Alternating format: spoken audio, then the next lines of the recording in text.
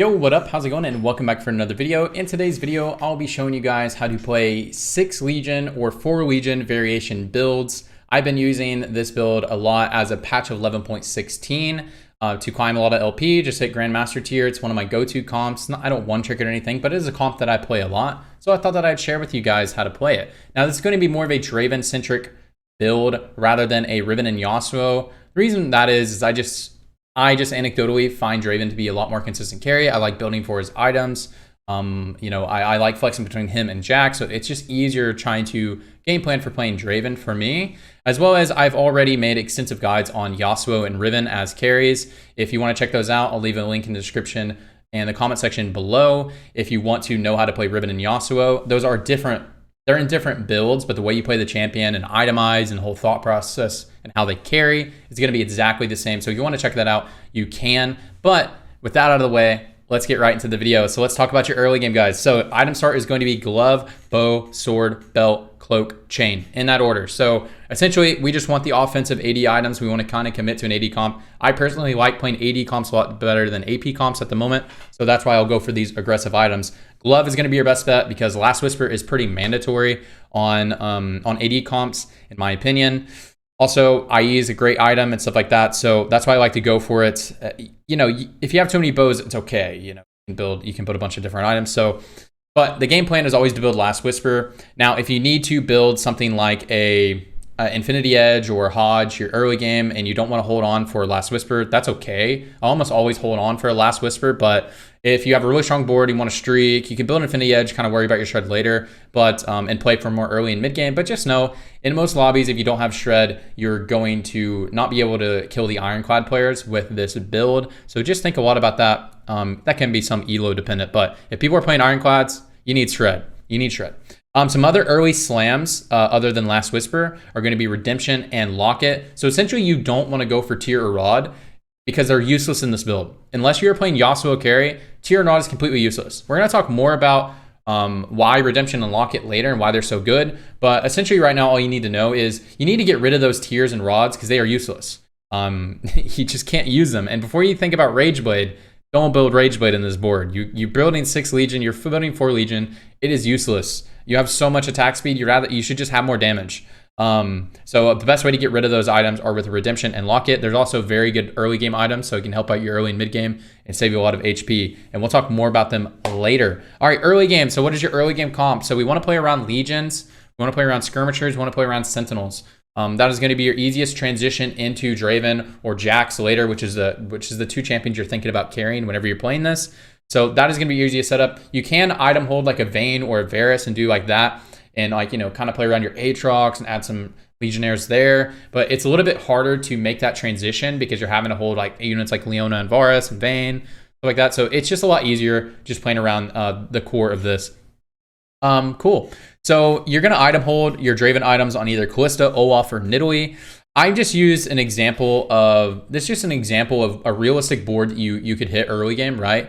Where you're going to carry your Callista, you hit these two units right here, and then you have you just hit a Lee Sin, maybe you hit a Nidalee instead or whatever, and you just put your aura item on your Lee Sin or whatever because he's best positioned in the middle, and you main tank your Aurelia. Next level, you can add like a Sentinel, or maybe you hit some Legionnaires now. You can play 4 Legion, get out of Skirmishers, But this is like a realistic what you can do, and so this is just a setup. There's obviously more builds you can do than this, but if I went through them all, this would be an hour-long video. All right, so let's talk about what is your plan for the game, and then we'll talk about some more mid-game stuff once we get there. So your plan for the game is to go to fast 7. Obviously, if your game is going super poorly, you can roll on 6 for this board, but it's a lot more consistent just to go to fast 7 so that we can spend our gold trying to hit our Draven and like 2-star in Yasuo, 2-star in Riven, stuff like that. So we want to fast 7 if you can, and we're going to be doing a level 7 roll down. So let's talk about what we're going to be doing at that level 7 roll down. So let's get into it.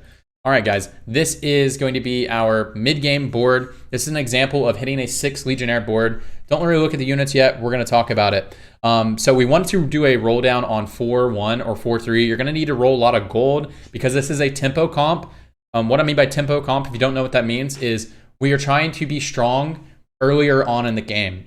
So we want to be strong mid-game because a 6 Legionnaire comp, you're going to have to make a pivot to a different comp. Usually if you want to first place, unless you're playing in low elo, like you don't have to do that. But why learn the game incorrectly, even if it works fine in your game? I was coaching one of my friends yesterday, and he was playing a lot of Legionnaires. He first placed with 6 Legionnaire comps, but typically that comp doesn't first place.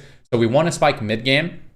We want to hit our Draven. We want to 2-star a lot of our units up here, right? And we want to hit 6 Legionnaire. There is a 4 Legionnaire version, and let's talk about it. So as I said before, we are planning to play either Draven or Jax. You don't have to commit to either before your level 7 roll down. Once you're doing your level 7 roll down, the units we're going to be looking for, we're going to be looking for Legionnaires. We're going to be looking for Jax, Rel, Nautilus, Diana, Thresh, Viego. Those are all champions you can buy, right?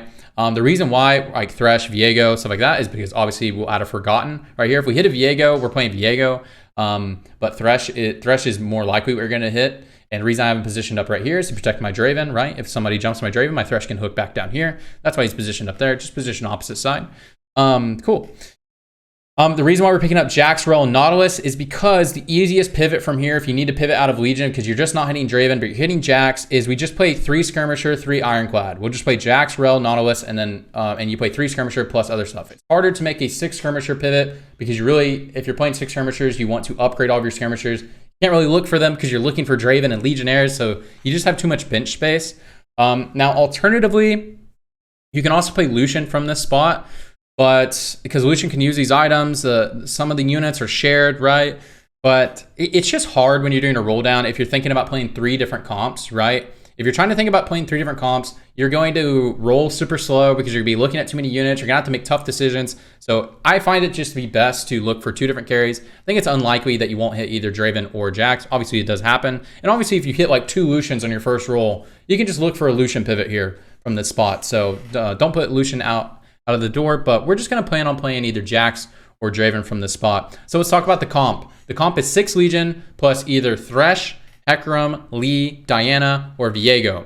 Okay, so most of the time, it's just going to be Thresh. That's usually what you're going to hit. When you have Forgotten, if you fully stack it up, it gives Draven about 30 AD. This is a very front-loaded comp, so you can get a lot of value off of just getting the extra AD on your Draven. So that's why we'll most likely be running Thresh. Hecarim you can run, but I always prefer Thresh. Sometimes I'll leave 1 Hecarim on my bench. I'll never 2-star it. I'll leave 1 Hecarim on my bench. I'll play Thresh because there is a variation of this build whenever you go to level 8 that you can run a Hecarim. But, you know, Hecarim is really not that important. If you just want to have Thresh and not worry about holding a Hecarim on your bench, don't hold Hecarim then. It's fine.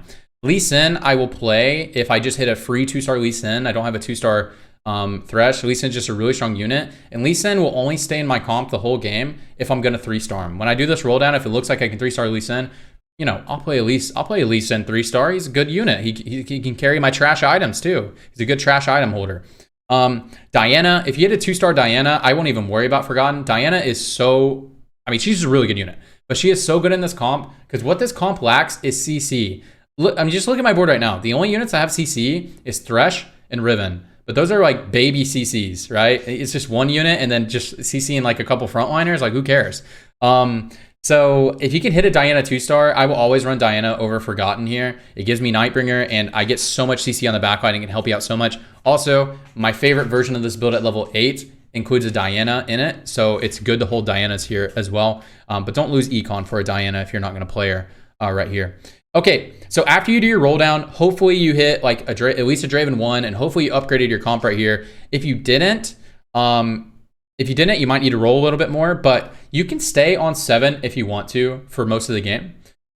Just to try to like hit your Draven 2-star or, you know, go for a 3-star or something like that. Typically, as long as your HP is fine, you'll be fine with a Draven 1 and you can fast 8. As long as you upgraded most of your frontline, you should be fine to just fast 8 after your initial roll down.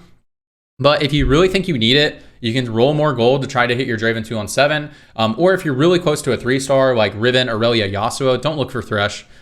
Just don't. If you think you're really close to those and you want to play it, especially Riven, if you're going to slam your aura items on her, then you can stay there to hit your Riven 3-star. I've played Riven 3-star quite a bit of games. So you can think about that as well whenever you're rolling down. Yeah. And so let's talk about items now. So I'm going to talk about what is conditional. What do you have to have on your Draven and what do you do for the rest of your comp? So Draven, he needs Shred. You need either the Last Whisper or Giant Slayer. Radiant versions of those work really well, especially Radiant Giant Slayer is pretty OP on Draven. He has so much base damage. So you need Shred, or you'll lose every single Ironclad matchup. It's just a fact. Maybe if you're super low EO, maybe you don't. But again, why play the game wrong if you can just play the game right? So you'll need Last Whisper or Giant Slayer. Usually, I've played some games without Shred, but I pulled it off, but it was difficult. So you need Shred. After that, you need a damage item. Your best damage items are going to be Runeans, IE, or a Giant Slayer are fine for your damage items. After that, your items don't matter as much. You can go a couple different options. You can build uptime items, which is RFC, QSS, to keep your Draven from getting CC'd, that sort of thing. I don't particularly like RFC in this build. It is okay, but I don't particularly like it because sometimes, your Draven gets jumped, and sometimes it's good for him to like walk up here to fight, right? Instead of just getting CC'd by Viego or something like that. So I don't typically like RFC that much, but it is good. So you can totally build RFC. And also if you build RFC, it makes it easier to flex to Jax because that is his best item. Cool. After that, you can also build damage or sustain, like more damage and sustain. You can build Deathblade, BT, Hodge. Those are all fine. Remember, don't build Rageblade. I don't know if I mentioned it. Don't build Rageblade. It is useless. You just need more damage or utility. You have so much attack speed. Just read the trait. You have so much attack speed. You don't need more attack speed. You need more damage. Cool. Rods and Tears. I talked a little bit about it earlier, but these are useless unless you're playing, unless you're going to play like a 3-star Lee Sin, or you're going to carry your Yasuo. It is useless. The only units that can hold these are Yasuo and Diana. So it's usually best to just build the aura items, because it's a really effective way to get rid of some trash items, right? You can just combine a belt and a tier, make a redemption, really good early game item as well. You get a rod early, you get a chain, build a locket, really good early game item, and it's also good. So aura items are good for two different reasons in this build. The first reason is we don't have any defensive traits. We don't have Ironclads. You might get some later. We don't have Mystics, but you might get some later. But like when the comp comes online, it's right here, and we don't have any way to protect ourselves and any way to buy a little time for Draven to kill the front line, then walk to the back line. We don't have any utility. So a good way to give us utility is locket and redemption. The other reason why the aura items are good is because most of our units operate in the same space. Like they're mostly frontline units. So if we get locket, we'll get a lot of value. We don't have to position really weirdly. If we get redemption, we don't have to position really weirdly. All of our units operate on that same level.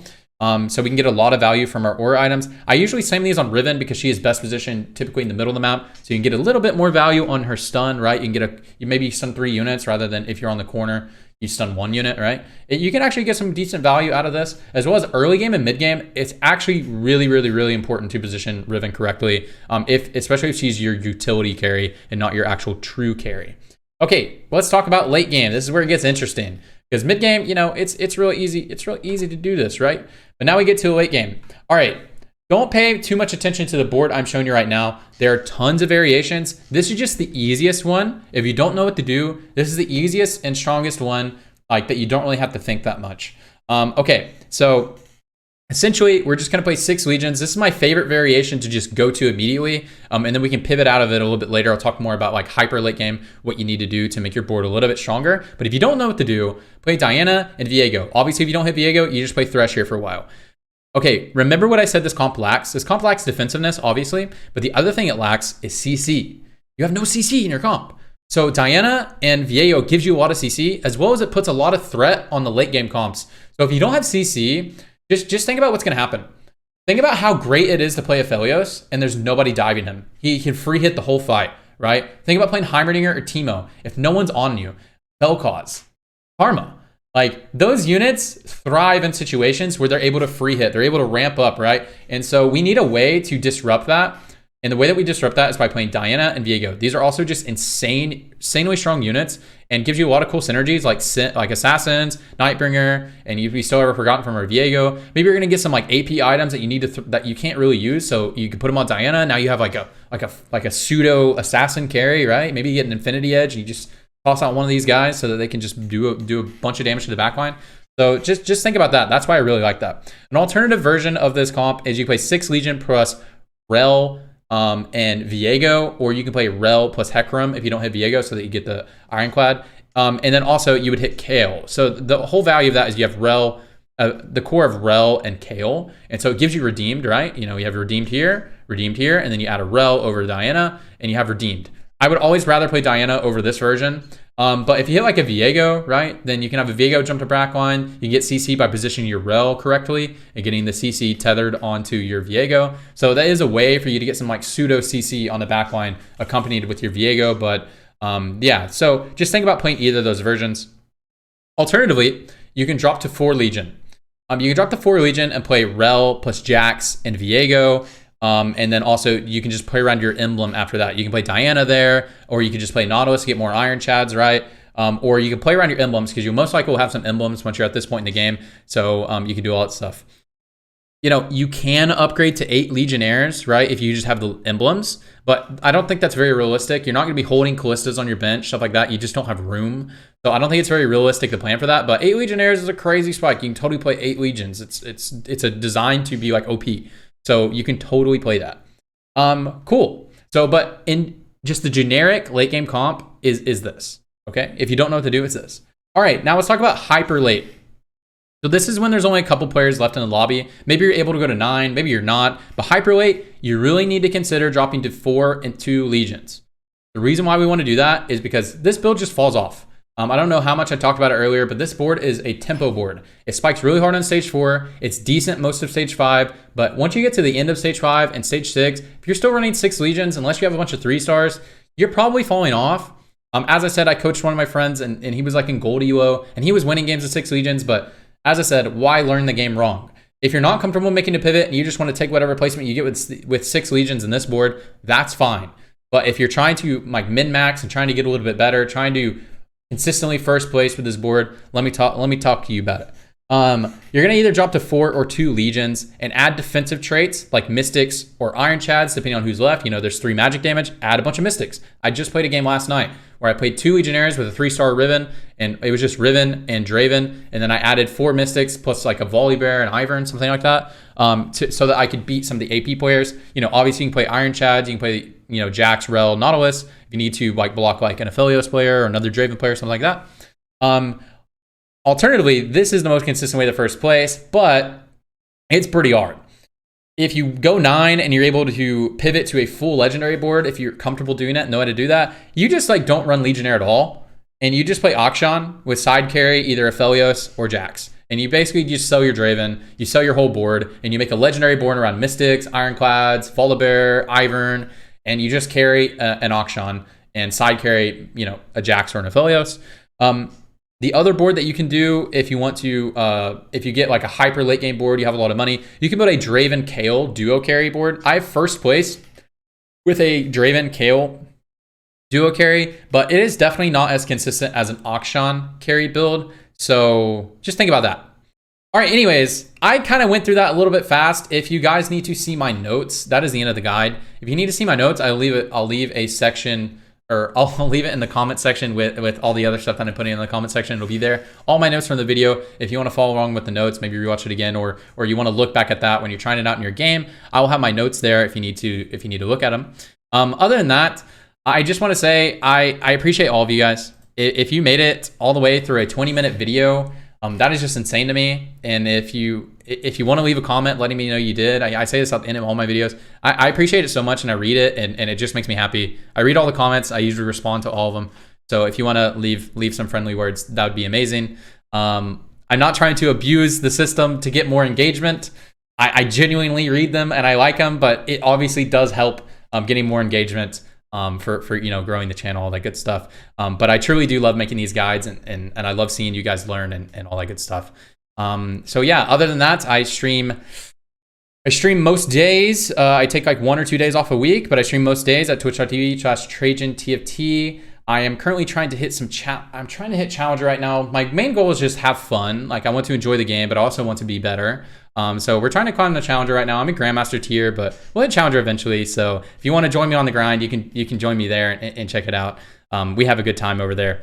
So other than that, that's it, guys. And I just want to say I appreciate all of you, and wherever you are, I hope you're doing well. And yeah, have a good night. Have a good day. See ya. Bye-bye.